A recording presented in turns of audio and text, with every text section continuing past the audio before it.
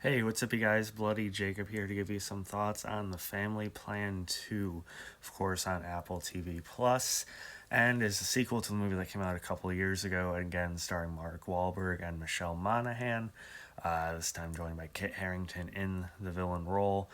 And, I know this movie was not lighting up a lot of people's anticipated movies of 2025 or anything, but I was personally looking forward to it. I'm a big fan of Mark Wahlberg, and I liked the first film.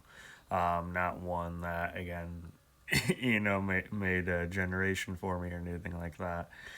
Um, but it was a good, really solid, enjoyable fare, that, expected. It's what it's advertised as. But I thought it came together nicely. It had like Siren Hins in there, Maggie Q, and just like the inherent nature of a premise, like, oh yeah, the family doesn't know their dad's actually a former like special ops spy or anything like that. It's been done before, but whether you're talking about True Lies, other movies, shows, stuff like that. But it's just a premise, it's pretty easy to throw on for me. And I was pleasantly surprised that I was getting a sequel. I'll watch another of it. And this one was, probably on par with that. I will say I probably like the first one a bit better. Is this one like, significantly worse or anything? No. I just think kind of the story was paced better in the first one. Um, this one is mostly set in London, which was fine, but I do think the location, city of it kind of got a little bit old. There's no one like a Meg Q in here or anything like that. I will say I do think Kit Harington did a pretty good job, and sort of where his story goes, left off on a pretty nice note. And you see Mark Wahlberg and him have some good kind of at each other's throats back and forth. Playing on kind of the Siren Hins character from the first movie.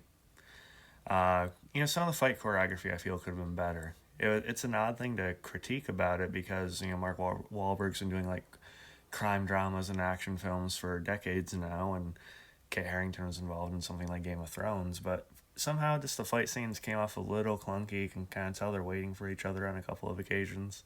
I don't know what it was, or if it was the editing or the stunts. I don't know. Not bad, mind you, but something I noticed. Um, Michelle Monaghan, again, is fine here. She's a good actress. But again, kind of with where the first one went, I don't really buy her in like a physical action role, which is what we're supposed to see your character as being even more capable of in this one. And I just did not take to it. Excuse me. There's also a boyfriend character here to the daughter, who's kind of taken up a career for herself in London. And he's fine, kind of that typical, oh yeah, boyfriend that's annoying to the dad thing, but then surprises him as it goes. That sort of deal. But there's still good fun to be had here. I'm not like, riding this movie too hard or anything like that. And again, like the first, it is pretty much what it marketed itself to be.